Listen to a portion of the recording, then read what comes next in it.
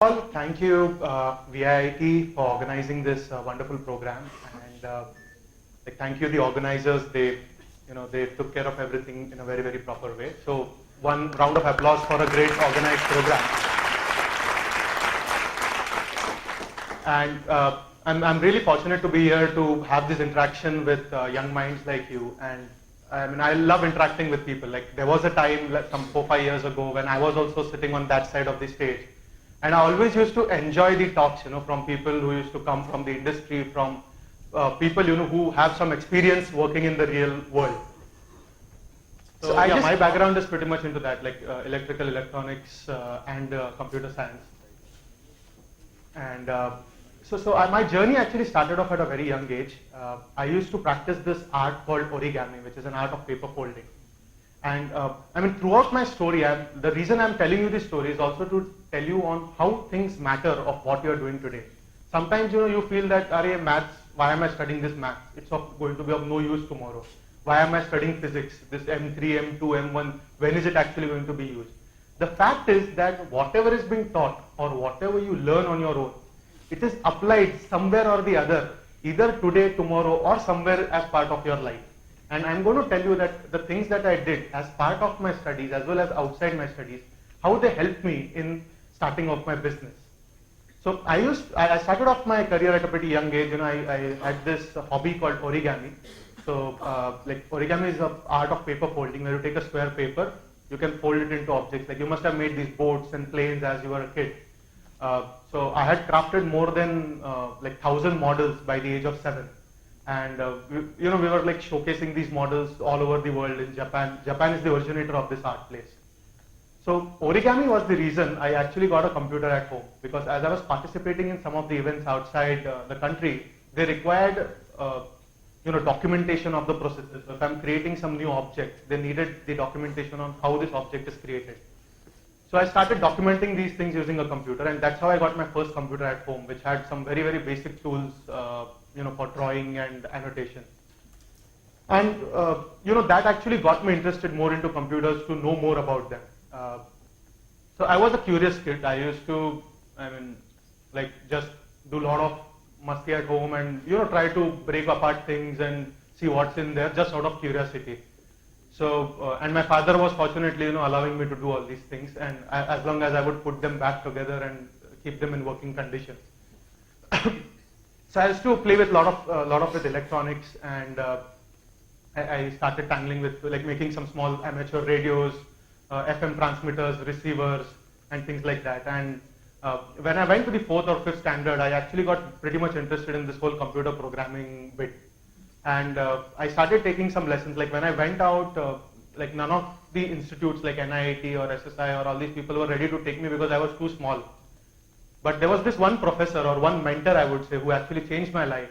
Was a person called Deepak Pate, and he actually decided to teach me programming. He said, I can't teach you in the institute because the institute norms don't allow me to take kids, but I'll teach you over the weekends. And that actually worked out good for me. So I used to sit for about 7-8 hours continuously, and he taught me programming.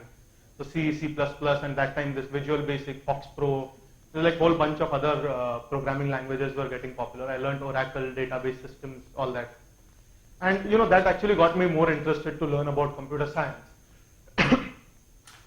So programming is just the beginning, it's about how you can apply certain things that you're learning as part of solving a problem. I was again fortunate to complete the Microsoft certifications, MCSD, MCSE, MCDB at the age of 14. I was in 9th standard that time. And I studied day and night and cleared off all these certifications, and fortunately I was also the youngest one to pass them. And I got a handwritten note from Bill Gates congratulating this achievement. And that was like a feeling of yay. Thank you. So it was really encouraging. And not only that, I got letters from the President of India, from Azim Premji, from Balu Doresamy of Compaq India. And it was really motivating, to see that somebody is actually recognizing this kind of an achievement. So I used to keep on meeting people, and one of the key mentors in my life has been Dr. Raghunath Mashelkar. I don't know how many of you must have heard his name, but he is, he has been a mentor for me. And when I met him after I passed these certifications, one thing he told me, he's like, Indian minds are no less than anybody else in the world. They are the greatest minds. And Anup, I see you as a person who is going to bring a big change in the Indian mindsets in the coming phase, and you have a responsibility like towards it. So I took that as a goal, and I started studying things. So one thing that always used to bother me is that India was starting to grow as a IT hub, IT country. But one thing that used to always bother me was that most of the things that were called IT were actually not IT. I mean, like anybody starting off a business by using a computer was known as an IT company, and that typically goes to a lot of BPO companies. Like you're doing data entry out here and you're calling it's an IT company. But that's not the right thing. There were few companies who were starting off into good space, but again, everything was driven towards services. And if you see the companies in the West or in US or Europe, a lot of companies are around products. I mean, they have a product. Like you see all these .coms and Apples and Microsofts. All these people are product companies. And not only big product companies, but there were small product companies. And in India, like if I tell you even today, tell me 10 product companies in India who have an IT product.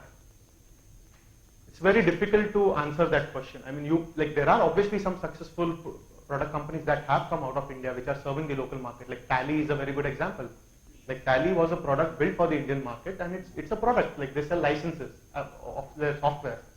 But there are very few, there are very few, like probably you can count them on your fingers, these many products which are actually made in India or manufactured in India. In the automobile space, yes, we have done quite a good job at it. In mechanicals, yes. I mean, there are a lot of other sectors where we have done some good achievements, but from IT and electronics manufacturing standpoint, we didn't have like a global company or a global product. And that used to bother me. So I decided that, let's start off an R&D lab. So right after my 10th standard, I had these holidays, and I used to love sitting on the computer, coding, creating things, and trying out things. So there were a couple of ideas that were in my mind, and I started prototyping these ideas, Qualcomm's patents and chips inside their devices. So Qualcomm is a big company based out of US, and like Dr. Jacobs saw my paper and he said, why don't you come and like spend some time with us or work with us? So I got an opportunity to skip my bachelor's degree. So I don't have a bachelor's degree. I did a master's directly after my 12th standard. And so by the age of 19, I had completed my first master's, and then I went to do my internship with Qualcomm in the US. And I was working out there and I was learning things. My dad said that, like it's better that you finish your education first before you start off your own company, because I was like really all geared up to start my company. I mean, I had already started my first company, which was this whole experimentation lab. We used to call it Technokarma Labs. So, I mean, that company is still there. That is sort of the core company that creates technologies, or we keep on working on some random problems or ideas and try to find solutions to them. So Technokarma Labs, like I put that on ice for some time, and I went to US to learn certain things, because in India, all I was seeing was everybody's doing service. There was hardly any companies doing products. So I said, let's go to the Silicon Valley and see what's out there.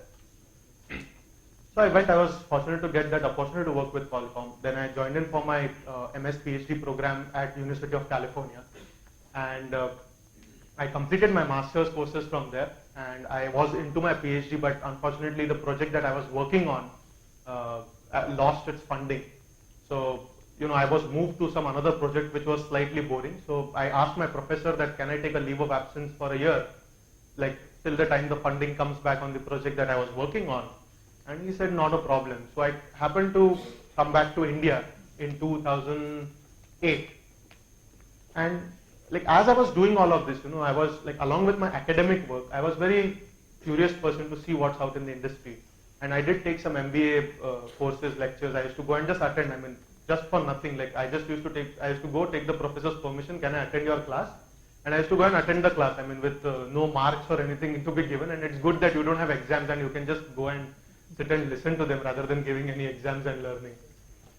So UCSD was a very open environment, and I did get a lot of experience. I met with a lot of people, and there was this one person whom I met. So I had this. I did participate in a lot of VPlan competitions out there. I had a lot of ideas bubbling around. So one of the ideas, so I happened to, so I was consulting to a lot of startups in the meanwhile. I mean, I went and joined a venture capital fund out there with a prime reason of learning. So I did everything from bringing coffee to the table to writing, like, going through business plans and everything. So when I was at UCSD, I worked with this venture fund, which is a pre-series A kind of a venture fund. Like I'll talk about venture funds and all that, what they are, series A, B, C, D, whatever, all those things as part of my presentation. But this experience actually helped me look at close to 20 to 30 business plans every day. And then my job was actually to select a good business plan out of this and call them for presentations on the weekend. And this was the job that I was doing. So it was a fun job. I used to come across 20, 30 new ideas on what potential people are seeing, where is the market going, what is working, what is not working, what type of industries are getting established in IT, in technology, in electronics. So it was a good experience to have. I carried back this experience to India, and I mean, I always wanted to come back to India to start a company and a culture out here.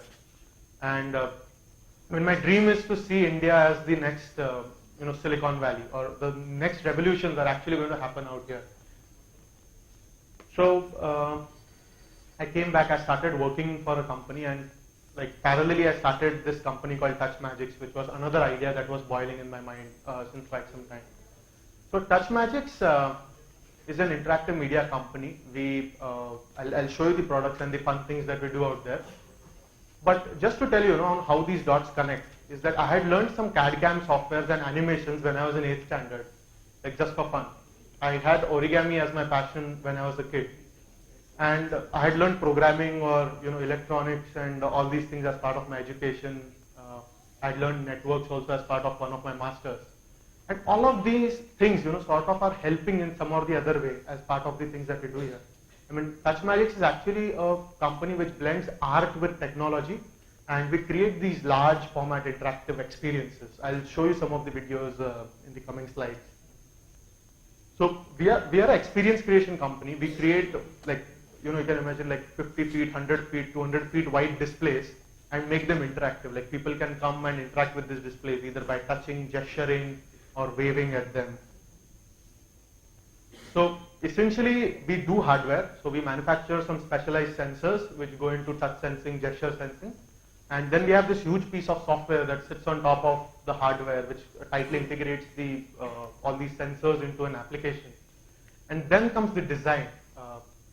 So I mean, these three things are not pretty new. This is something that Apple has been following since quite some time. Like when you look at an Apple device, it's actually a blend of a hardware and software. And the design or the apps that go on it is essentially like all of them combined together actually create the experience.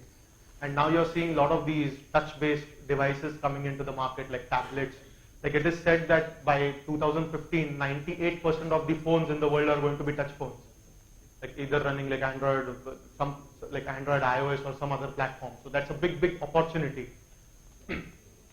So all of them are today craving for experience. I mean, if you see these devices like big or small, experience is something that really matters. I mean, why would you buy an Apple device with the same configuration of an Android device for twice the price? It's the software, it's the experience. Like when you swipe something, when you select something, the experience is different. So we decided to get into a similar space. So we started doing hardware and software, and we came up with these few product ideas. So initially, these product ideas actually originated from a movie called Minority Report. How many of you have seen that movie? You? How many have seen Avatar? A lot of them. Iron Man 2? A lot of them. Okay, so all of you like those movies? So I used to love watching movies. I mean, when I was studying, I used to watch like one movie every day, and especially science fiction movies was something that used to always amaze me, and I used to be very intrigued by the future on how interfaces would be. And you must have seen these fancy things in Minority Report, where you use your hand, or Tom Cruise is using his hands to do gestures to collect things from one screen, throw them on the other screen. Or in Iron Man, you see this free space interactivity where he's working on holograms and holographics, where you can say blow apart an object by just doing a gesture like this. You can pick out something out of it. Or in Avatar, you have seen those curved touchscreens or see-through touchscreens, which create that whole futuristic effect, as well as you can use them in a very much more efficient way. So these were, sort of the movies that inspired what we do today. And we built an initial prototype. Now the question came is that whether the application of what we are doing is in the same industry as was portrayed in the movie, because these are actually science fiction movies. So what is a more realistic application towards these technologies? So we started prototyping a thing called interactive floor. So we said that let's augment your real space. So we put a projector from the top. Imagine like there is a football which is shown in the projection, and when you go and kick it, the football moves in whichever direction or speed that you are hitting it, it moves in that direction.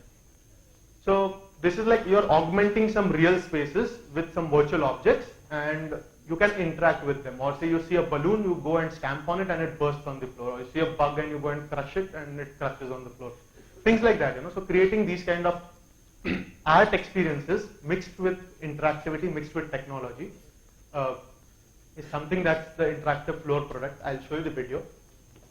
Then, like when we started off with the interactive flow product, people said that like they don't want to step on things. Like certain people were very sensitive about stepping on things because of cultural issues or things like that. So we said, okay, like you want to have your brand logo and everything out there. We'll have a vertical system rather than a floor system. So so one of the first installations that we did.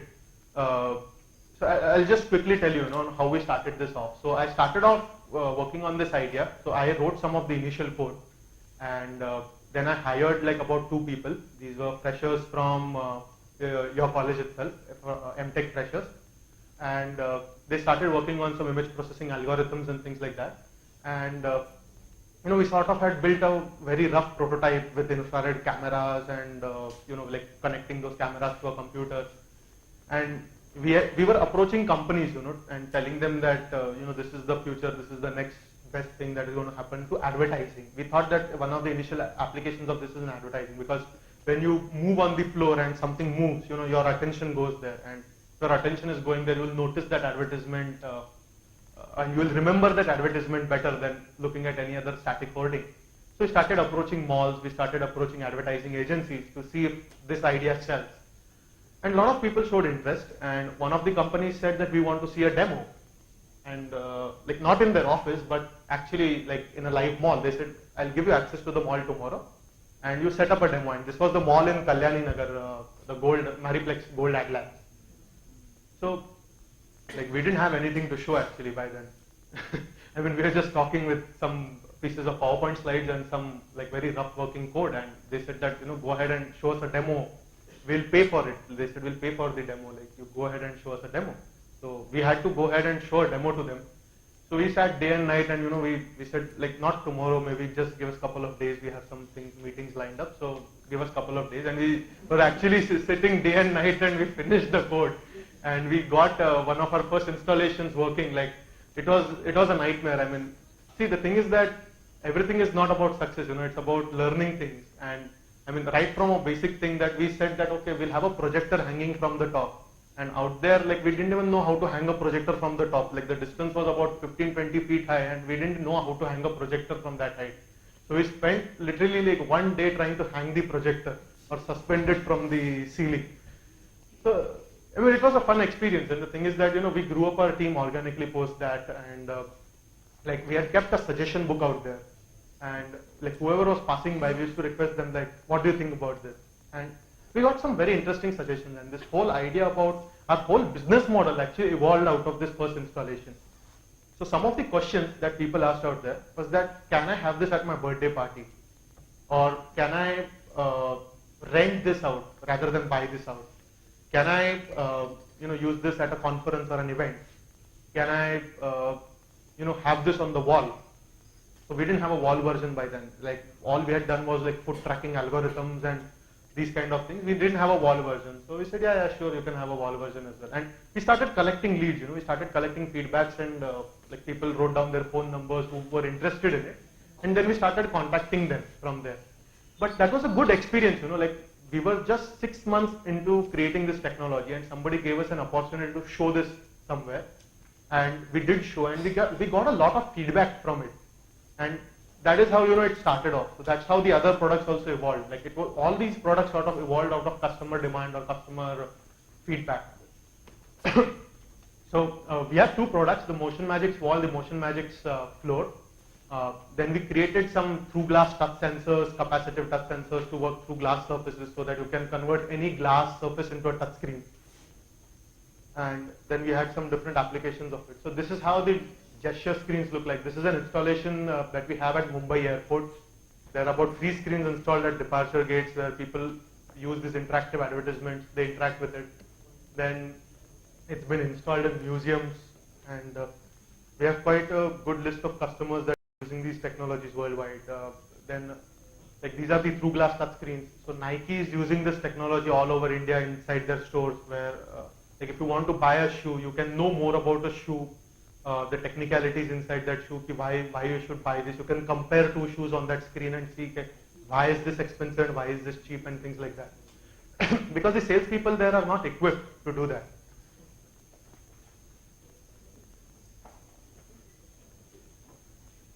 So this is a small demo video which shows the product.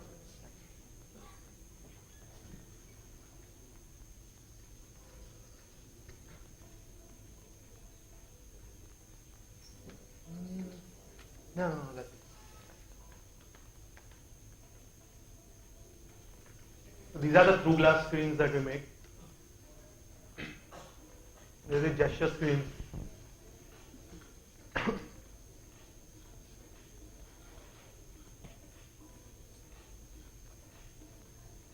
Can everyone see back there?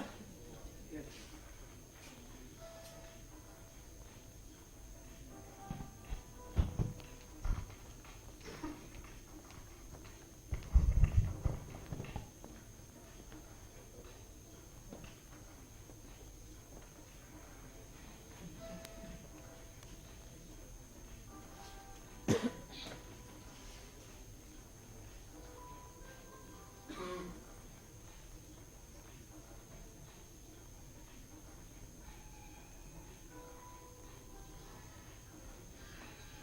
These are quite often used in social messaging. People don't understand messages which are just kept on a regular hoarding. So, why not make it interactive?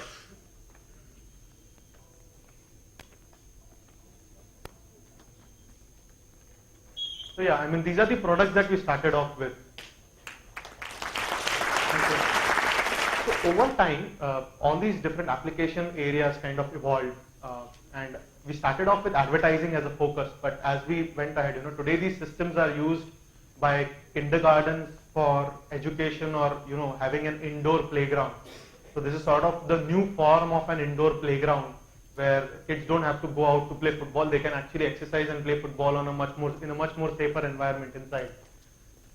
It's quite often used in retail, hospitality, by spas and like we have created these big interactive bar surfaces in restaurants.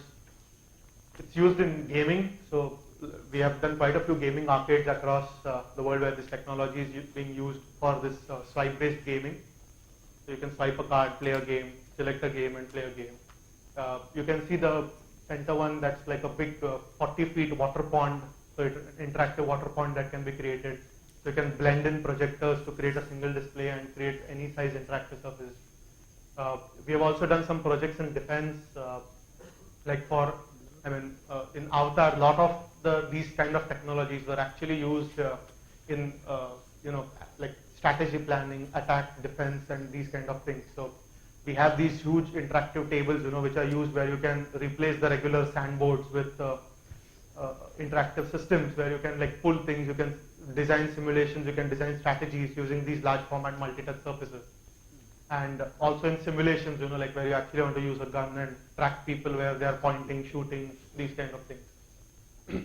And like obviously the vertical that we started off with was outdoor advertising, and that is still one of the largest verticals where brands like Aircel, Airtel, Nike, Nokia, Reebok, LG, Castrol, like I'll show you a list of the coffee table surface. Okay, few of them. So Microsoft actually started off talking about this technology in around 2006, and they had a commercial product around it, but it never was a successful product in the market. So we decided to re-engineer this particular problem, and we said that let's take the fundamentals of what are the clear-cut problems that people are trying to solve with this, and design a product around it rather than trying to imitate someone and copy someone and build something with it. So we came up with some limitations of the Microsoft Surface. One is that they were not selling it with any applications. So once somebody bought a Surface computer, they didn't know what to do with it. It's like, great, wow, they see the demo video, everything, but once you get a Surface computer, what do you do with it was like not known. So we actually created a set of 35 applications, which are very handy for a common user. Like, today, tomorrow I think DSK sir is going to talk. So in DSK sir's office also we have installed systems where they're using these systems as part of their demonstration showcase, where instead of showing floor plans on brochures, they are showing floor plans using an interactive system like this. So, it's addressing a real world problem, like people need to show things to their customers. People need to collaborate with their customers over a table or over a electronic system. And that is the sort of problem that we try to address with it. And there were other problems, like Microsoft Surface wasn't very reactive to ambient light changes. It's still not. If you see SUR40 in the market. So we devised something called the Magix table. It's a multi-touch tabletop computer. It was the world's thinnest multi-touch. It's still the world's thinnest multi-touch tabletop computer. We backed it with an HD LED display, backlight, along with an LCD and touch sensors integrated into it. We made it plug and play. Like, it doesn't require any calibration. Microsoft Surface required a very tedious calibration process. And we said that we don't want a calibration process at all. It should be like switching on a mobile phone or switching on a regular computer, like just one button and it should be on. So we made it plug and play. Like, we bundled it with some application suite, like including games as well as a lot of information apps and productivity apps. And we also engineered it in a way that these devices are going to be part of your daily future. So we see these coming into living rooms. Like, imagine this replacing your living room coffee table. Like, say you used to love playing board games like snakes and ladders and Monopoly, which today you are not playing. Why? Because all your concentration has moved towards the digital media. So we can actually bring back these games in the living room with surfaces like these coming as part of your living rooms in the new homes. And these surfaces are going to be everywhere. Like, everything is going to be interactive. And we thought that power consumption was one very important factor while engineering this technology. So, we got a power consumption, like the whole unit consumes like just 120 watts when it is in full running mode. So we did a lot of engineering around that also, to ensure that it is a low power device. It should be not more than a regular light bulb that you light up your house. This is a small video.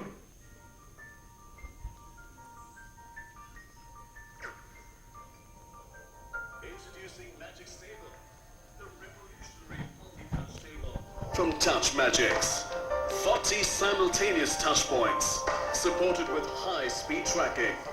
It supports 40 simultaneous touches on the screen.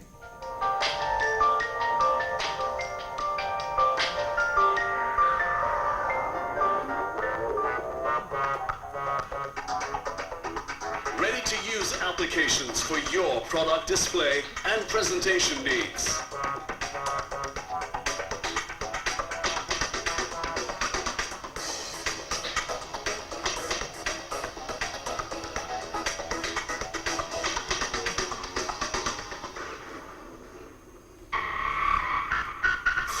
Inch HD LED with unparalleled clarity.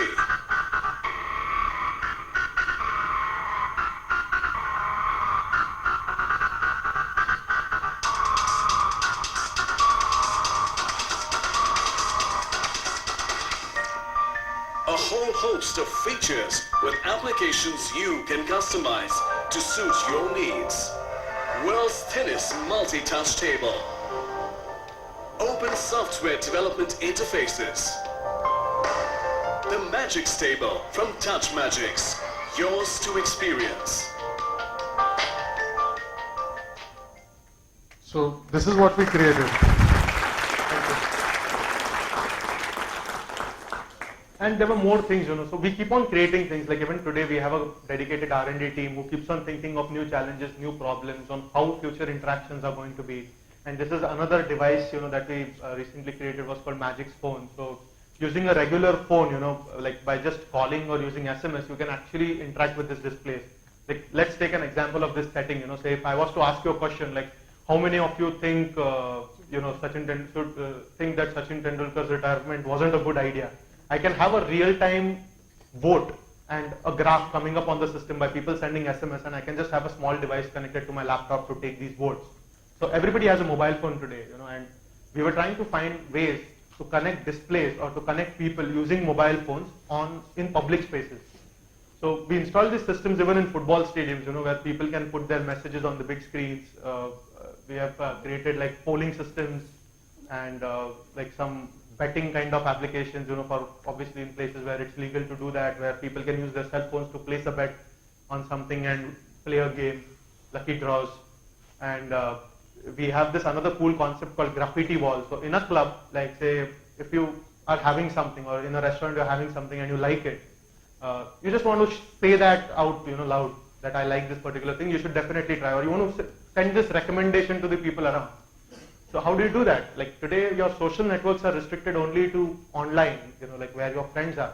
So we call ourselves as an offline media company, which is building an offline-online connect.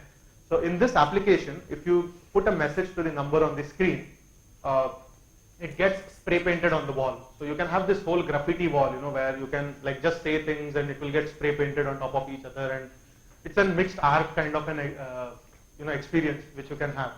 And there are a whole bunch of other applications. You can visit our website if you want to see more. So till today we are exporting these products to more than 40 countries, and we are proud to be an Indian company building a product based out of India. Everything is manufactured in Pune, and around Pune region. And we are serving some of the top multinational brands, including Nike, Nokia, Reebok, LG, Motorola, AT&T, and like a lot of telecom companies also. This is just a small list. We have more than 300, 400 customers in this list, and ranging from the Indian Defense to MIT Media Labs and places like that. So if you enter MIT Media Labs, it's a technology from Pune that you would see at the entrance of MIT Media Labs before you enter the lab. So we are really proud of having that there. So yeah, we are continuing to do R&D, and I'll come to my subject now. So this is just about myself, a little bit about myself on what I've been doing. And business side of it and things like that, it's an ongoing process. And we are in process of building strong partnerships. And we just say this is the beginning. Why? Because these medias are just cropping up as new medias. We are there in the market for about last 4 years, but we see a big potential in this particular space in the coming future. And in case somebody wants to do an internship during your engineering or is looking for a full-time job, I'll give my email address in the end. We love to work with good people and collaborate with good people. We do collaborate with colleges also. So with MIT Media Labs, we do collaborate. We do collaborate with IITs and around. And we do keep on getting a lot of good interns, engineering interns, as well as master's interns, PhD interns from all over. So that's about me. Now I'm going to talk about a little bit about my learnings, and like to understand this whole thing about products and innovation better. So I like to classify innovations into two parts, or two types. One is called a sustaining innovation, and second is disruptive innovation. When we talk about sustaining innovation, these are typically innovations which have added something to an existing market. For example, like say spectacles, contact lenses is an example that I've pointed out there. The contact lenses came into the market thinking that it will replace spectacles, okay? But it didn't really replace spectacles. People who are using spectacles still are using spectacles. Sometimes they may use contact lenses as an option in certain cases. But yes, it was revolutionary. It changed the way people used to look with spectacles on. It allowed people to look better with contact lenses on. So that's a revolutionary. It changed something radically, technologically, but it still didn't replace something completely. The next type of innovation in sustaining innovation is the evolutionary. So evolutionary, Microsoft Windows, you can say, like Microsoft Windows, what it did in 1995 when it came in versus what it is doing now. Like a lot of things are still the same. Like there is a mouse, there is a folder, there are files, you can manage files. But what it has been doing is that they have been building up of that. It's an evolutionary technology, as you say. They are building up on more features, they are building up. So the base technology was created and it disrupted at a certain point in time. And it is now evolutionary. Or even Nokia phones, like you see the way Nokia phones were like 5-10 years ago. They were like some radical new features that they were bringing in. But today all you see is like they are now promoting Angry Birds as a game, which is not even made by them as part of the phone. So you know, all innovations actually reach a peak. And then they turn into an evolutionary cycle, or it's great to be in this cycle so you can continue evolving, you can continue having an evolutionary kind of an innovation company as well. But my favorite type is this disruptive innovation. Disruptive innovation either creates new markets or displaces existing markets. And some of the examples is like photography. Like digital camera came and it replaced regular photography. Like even companies that were around that space actually lost business. And the very interesting part about disruptive innovation is that the companies who are in the sustaining innovation cycle, like a lot of the disruptive technologies are actually not created by the same companies but by different companies, and these big companies go ahead and buy these companies if they are sensible enough in the right time to acquire the technology. Like another example is Tata Nano. So disruptive innovations are, like they basically change or improve things in the way that market does not expect. Like one very good example is of gas versus electric lighting. So when the companies who are doing gas-based lighting, like they were not the same company who actually invented the electric lighting. It was a different company who came up with the whole concept of having a grid and electrical lighting in homes. Like Xerox paper completely replaced carbon paper. So there was a lot of investment which went into creating carbon papers. Like great, you can write and it can get copied. But when Xerox came in, everything changed. Like you can it became a terminology of a copier. Like you call Xerox as a copier. Same goes with fax and email. I mean, we have been part of the generation where you probably must have seen, or some of you I don't know must not have seen the earlier fax machines, but we are part of the generations where where you have seen the fax machine and the fax machine going out of business. Because now who needs a fax machine? Why do you need a fax machine? You can just scan and mail a document, or you can take a photo and mail the document, or you can just send an email. So disruptive innovations typically disrupt or change the way the market does not expect. And it requires out of the box thinking, and usually the trend that was seen in the West was typically the smaller companies who were trying to capture markets of bigger companies to tap new market. And this is sort of a trend. I mean, these companies got acquired at some stage by the bigger companies, but this innovation actually started off out of garages or out of smaller setups. So what are startups? So when I went there, I had no idea of what startups are. I mean, startups is a good word. Nowadays it's being popularized, but startups is essentially like a small company where 1, 2, 3 people go ahead and have this idea. You start off this new company and you build upon it, or you grow organically, or you go exponentially depending on the type of product that you have. So startups are typically, if you see companies like Google, Sun, Amazon, Cisco, Microsoft, all of them were actually 2 or 3 people companies running out of garages or university settings. Okay, I mean the same way, sir, you were telling me about this EDC setup and this incubation cell. Sun was a company which was actually as part of the Stanford incubation cell which came out of there. So these were students who were working on a certain piece of, as part of their PhD thesis, they were working on some research, and they took that research and commercialized it through a company called Sun. Google was also a company that came out of Stanford incubation, or Stanford folks who, it was part of Larry Page's PhD work, the PageRank algorithm. Same goes with Amazon, Cisco, Microsoft. All these were small companies. How many of you have seen documentaries about Microsoft? There's this one very good movie called The Pirates of Silicon Valley. How many of you have seen that? Okay, you must see that movie. It's a pretty fun movie to watch. It shows about how these people, they were working in garages and trying to get deals, and how this was it was a fierce competition. Pirate-like behavior, where people were trying to cheat each other and steal from each other, and it's a fun movie to watch. You should definitely watch this. So these small startups, they actually were building disruptive products. I mean, when Microsoft was building the version of DOS, or they bought the version of DOS, or had that idea of creating something like DOS, they were working on something disruptive. They said that hardware and software are different. which no other company was actually thinking about. No, like all these big companies who are manufacturing the computers said that we will sell software, we will sell hardware, or there was no concept of software. Why? Because everything was integrated. So Microsoft said that we will license you the software, we won't sell you the software, or we won't allow you to have the source code of the software, we'll license you. And they managed to come up with a disruptive product, which today a lot of industries or lot of big industries actually created around software itself. Startups also attract some like high or medium risk investors because typically a startup success rate is 1 out of 10. So don't be scared, if some of this startup goes down or like it doesn't work, because the success rate even in the West is 1 out of 10. So 1 out of 10 is actually a company which grows big into a really large size company. Rest of the companies, probably like 2 or 3 out of them will shut down, and the balance would actually get into a sustaining cycle, or they would make good enough revenue to get their daily bread as well as get some profits out.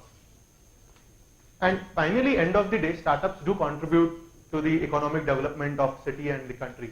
And I mean, that was one of the reasons. I mean, I had complete funding in the US, everything to do in the US, but I said, no, I would like to go and start it in India. Why? Because I want to contribute towards the economic development. I want to pay taxes in India. I want to hire people in India, create opportunities for people in India. Why? Because otherwise a person who comes here, who studies abroad, he doesn't have an opportunity to come back. Why? Because the quality of work is not that good, or the type of pay scales that you get are not that good. So that's why they typically go and settle abroad. So I have this whole propaganda of kind of bringing people back to India and trying to see how we can have them contributing towards the Indian economy rather than contributing to the any other economy. So before you start your company, you need an inspiration. You need to start finding a problem. You need to question something that is not solved. And inspiration comes from these things. It may come from everyday life. It may come from movies, like it came in my case. Like I really love this Minority Report movie, and I started thinking how we can reverse engineer the whole thing, or actually construct out this whole thing into reality. It can come from research papers. It can come from nature. I mean, like, have you heard of this technology called e-ink from MIT? It's a technology that is replacing LCDs. Like LCDs have a very fundamental problem that they require a backlight. So if you see an LCD under a bright light, you can't really see it. So e-ink actually was a technology that was inspired by nature. So what they do is that the way you can, like say right now, if I switch off this light, you won't be able to read Bisleri. Okay, but if I turn on the light, you can read Bisleri. And the reason is that the way the photons like impact on the surface and refract a certain light and absorb certain light, the same technology is used by e-ink to create a display which looks better under sunlight than in dark light.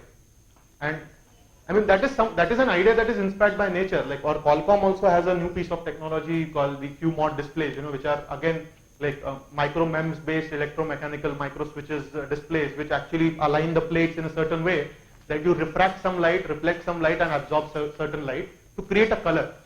So you can see that display much better under sunlight or regular light than like a backlight or something like that, or a darker situation. You can get inspiration from news. You can, like, a lot of the inspirations actually also happen with, coffee with friends, or, chatting in canteens, sitting in canteens.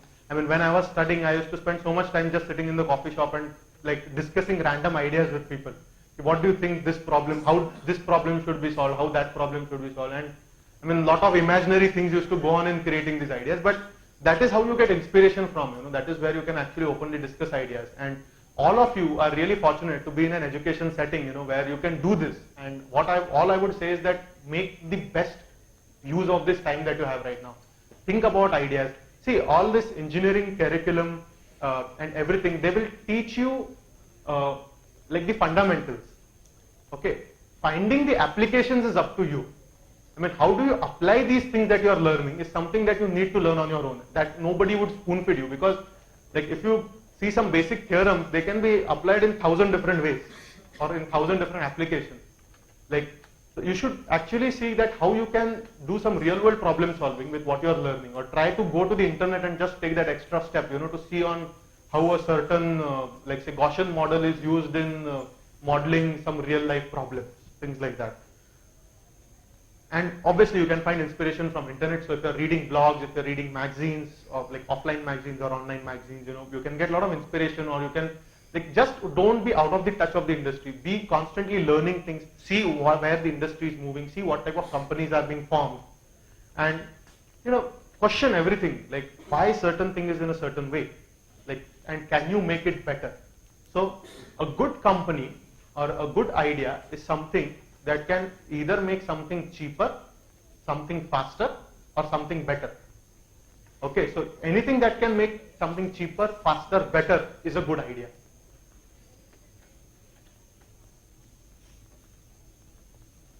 So coming to the next dot. So the first dot we came across was the inspiration. So you find a problem, like you get this enlightenment, like Buddha did.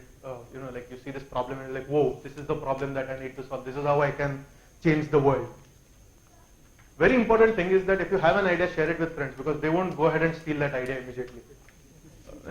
A lot of us, what we do is that we think that by sharing ideas, somebody will copy it and start a similar company and mint millions of dollars on it. That's not the case. It's very hard to do that.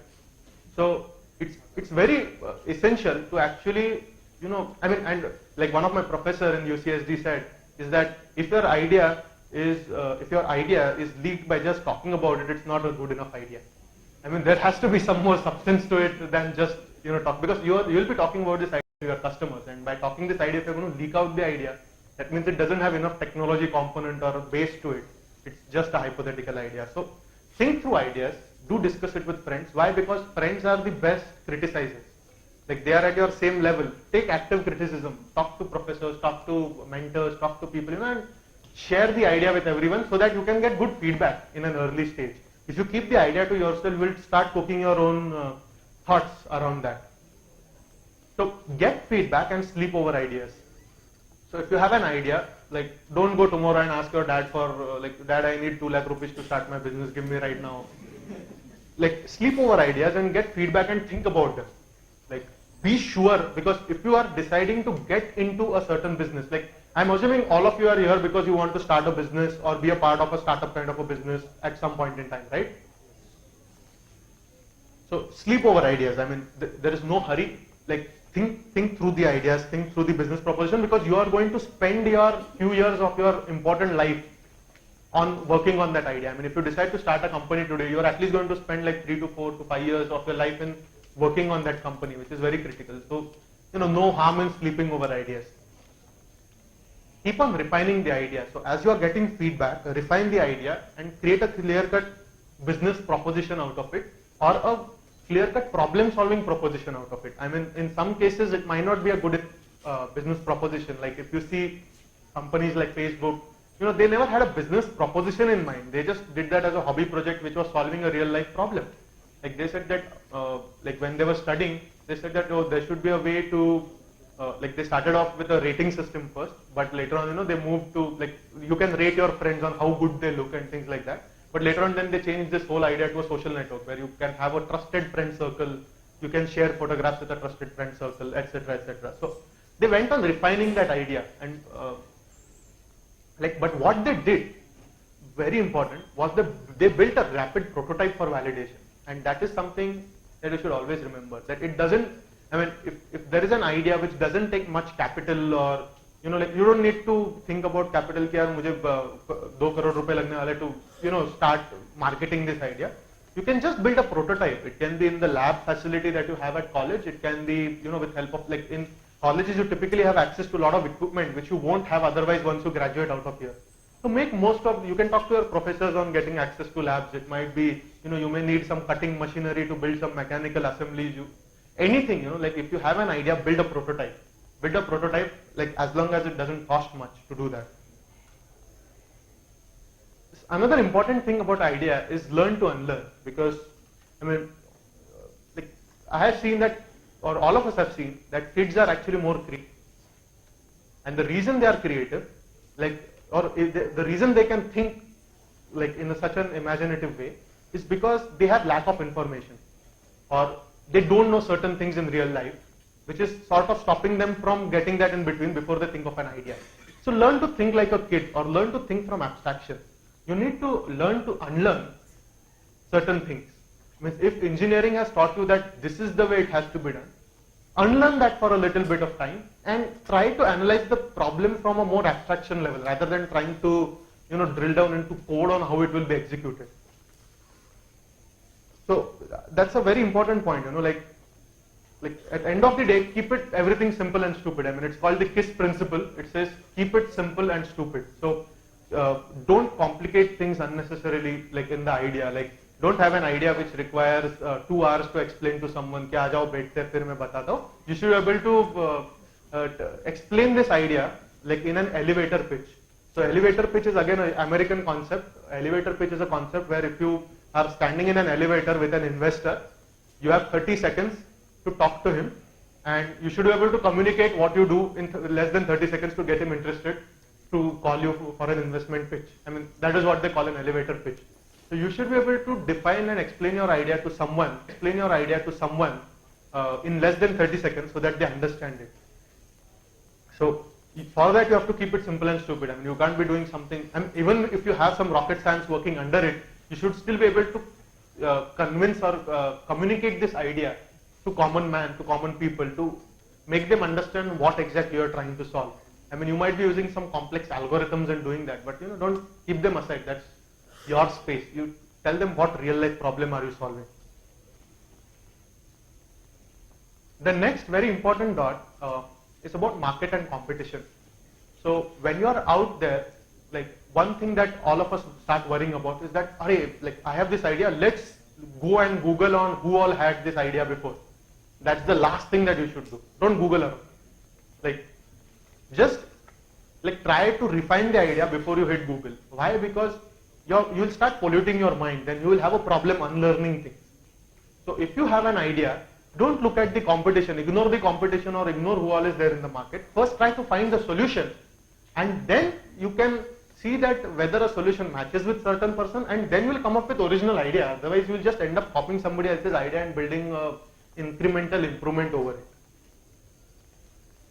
So avoid looking what competition is up to at an early stage. I mean, don't try to dig into details, even like pricing or anything. First refine your idea, build a prototype, and then start thinking on, first you solve the problem in your way and then see how somebody else has solved it, rather than trying to get an inspiration from somebody who has already solved it. Set your own standards. Like what I really like about a company like Apple is that they come and they set a standard and everybody else follows them. They come and set a new standard and everybody else follows them, but they still cannot ever reach towards what they're delivering. Like Apple popularized multi-touch on laptops. Like if any one of you must have operated on a Mac, you would realize that still the way multi-touch works on a Mac and on a Windows-based computer, even from a good company like Sony, like it's very, very different. It's very different. I mean, so Apple sets its own standards and everybody is trying to get to that or imitate that or copy that in a certain way, and like they are in a whole different league. Another very important point is collaborate where needed. I mean, there might be certain set of people who are already out in the industry who have certain strengths. So you don't need to make everything from scratch. Like again, coming to the Apple example or a phone example, is that the phone manufacturing company like Apple doesn't actually make anything in this phone from a hardware point of view. Surprising, right? Because like Apple you think is a hardware company. They are not a hardware company, they are a software company. They use a touchscreen from a company called Synaptics, or now they have changed to some other company. They use this glass from another company. They use these buttons from another company. They use this camera from some other company. So they are collaborating. They are actually buying things that are out there, integrating them into solving a problem, and all they are doing is they are actually putting software on it. And software is something that is defining the experience. So you should collaborate wherever needed. I mean, even today in TouchMagix, we actually work with a lot of our competitors. I mean, our competitors come and say that, like you guys are better at doing this thing. You guys continue doing this and support us. We have a different focus area. We'll focus there. Or there are places where, we are in fierce competition with others, but still they would work in a collaborative manner. So don't be afraid of collaboration. Collaborate wherever needed. Collaborate wherever it is essential. And finally, end of the day, don't follow the competition, don't follow where the market is going. Finally, you should do what you feel is right from a longer perspective. And if you're going to aim at a certain market, like don't go too niche, like say doing something for a very, very small market, which has only like 1 lakh possible people in the world who would buy this thing. Like, look at the bigger market, look at the bigger space. I mean, if you want to spend your 4-5 years of your life in doing this thing, aim at the big fish in the sea and not the small one. So get into a space which has future. The next very important dot that I'm going to talk about is having a good team.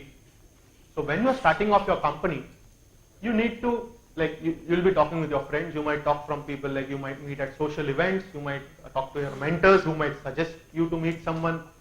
So I feel it's really essential, like, to hire a good team when you're starting off. And when I say killer ninjas, like how ninjas work, like ninjas actually, like, they face their backs to each other when they fight, and they save each other whenever there is a problem.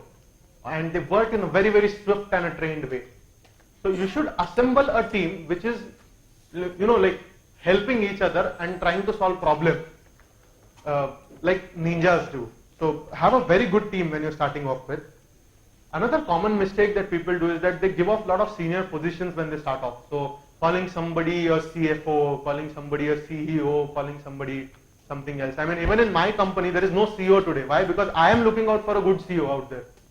Okay, so I call myself a founder because I have to do everything that probably all other C positions might have to do. Like, I look after technology also, I'm doing CEO job also. But like the initial people whom I hired, like, we didn't give out too many senior positions to start off with. I mean, everybody, everybody is a cleaner at end of the day. You have to learn to clean things up. You're supposed to solve problems rather than worrying about position. Pick friends carefully, because I mean, if you're going to decide to work with your friends, just ensure that you have proper discussions with them regarding the type of structure that you're going to have or planning to have. Like, a lot of companies have failed because of this reason, that they started working with friends and there was a misunderstanding. I'm not saying that don't work with your friends. I'm saying it's a great idea to work with your friends because you can trust them. But ensure that whomever you are going to trust for a longer duration is trustable enough, and like, just ensure that all the things are clear between you in terms of what the percentage is going to be, what are you going to do after this company is established, what will happen, how much time is he ready to spend, what will happen if he quits the company. Like, I have seen so many cases where 2 people start, 3 people start, and then one person says that, like, I'm not getting any money in the first year, I'm going and looking out for a job. Then what happens with his share? Like, does his share still remain 33% in the company when he moves out? No, his share shouldn't remain 33%. Only working partners should have that much share, and things like that. So ensure that whatever your contracts are there with your friends, amongst your friends, make them very clear. I mean, you should get money only if you're working. If you're not working in the initial phases, you should be out. Think about scaling from early days.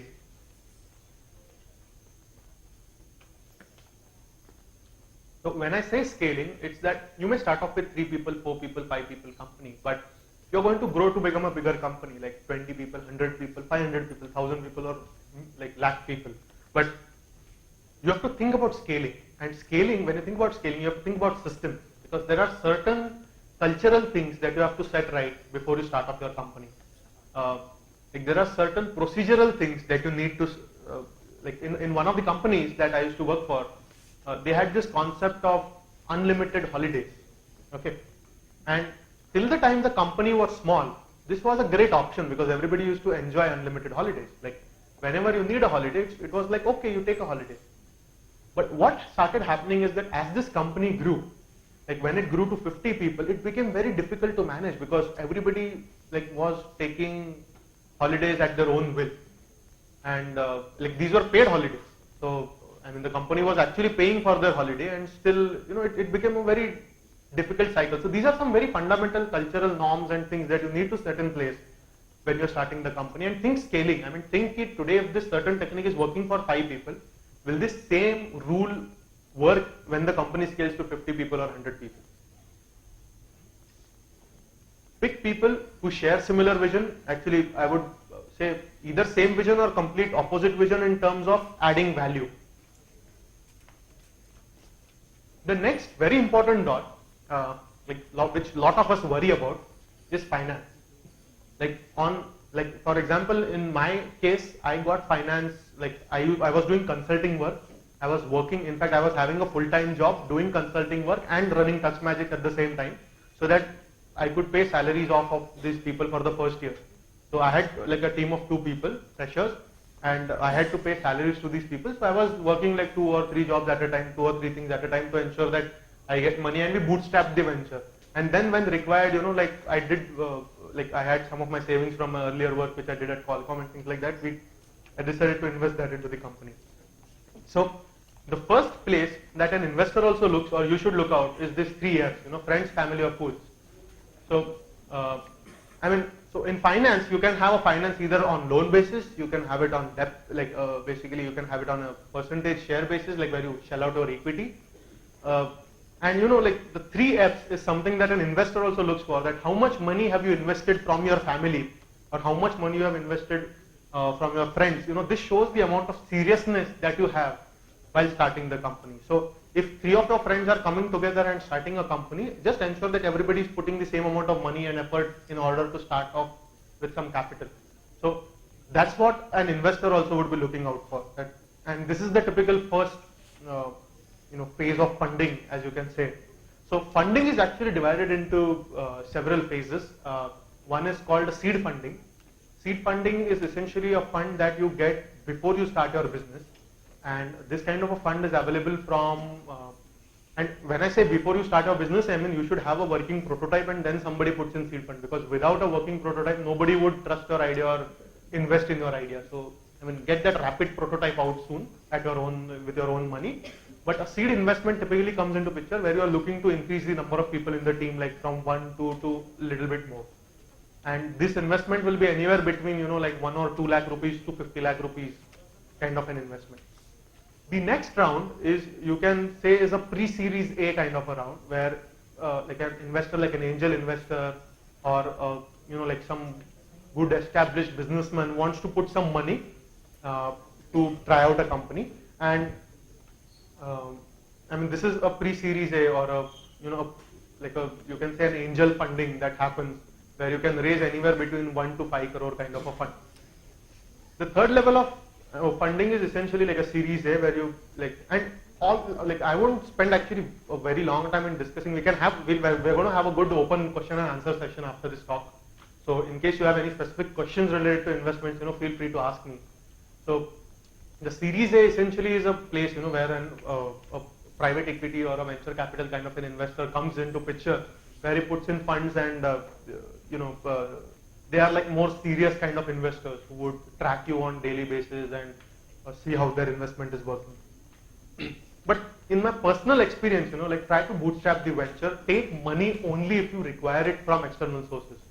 So if you can bootstrap your venture, if you can grow organically, or if you can find paying customers to start off with, it's a better way to finance your company. So in our case, we actually got an initial paying customer. So we had some funds that we had from this, but we were actively working on selling this thing also. So we got an initial paying customer who said that if you do this, I'll pay you this much money. And we had a signed contract. So if you have a signed contract and then you go to a bank or an investor and ask him for money, saying that, see, this guy is going to give me 10 lakh rupees in the next 6 months, I need, whatever, 50 lakh rupees from you. With a proof, with a proof that there is a customer waiting for some things to be done, and that can be only done if this scale-up injection is given or this capital is given. So get initial paying customers. These are the other options, like angel funds, VC funds, private equity kind of investments, or going to a bank and taking a debt fund. And there are mix of these funds also. So you can actually have a 50% loan and a 50% equity shell out. But I would say that at the very initial phases, avoid getting into anything of this, because it just eats up your brain for some time. The next very important dot is about belief and attitude. So one thing that should be common in your team, belief. So you should never lose a faith in your idea if you're going to run that company. People would criticize your idea, people will talk about your idea, whether it's good, bad, ugly, whatever. But it's really essential, to get active criticizers around you, and for that you have to build a good mentor network. So mentors either from your industry, mentors from like in a similar space. So find the right gurus and mentors, who will help you enforce your belief, who will help you have the right attitude towards doing things.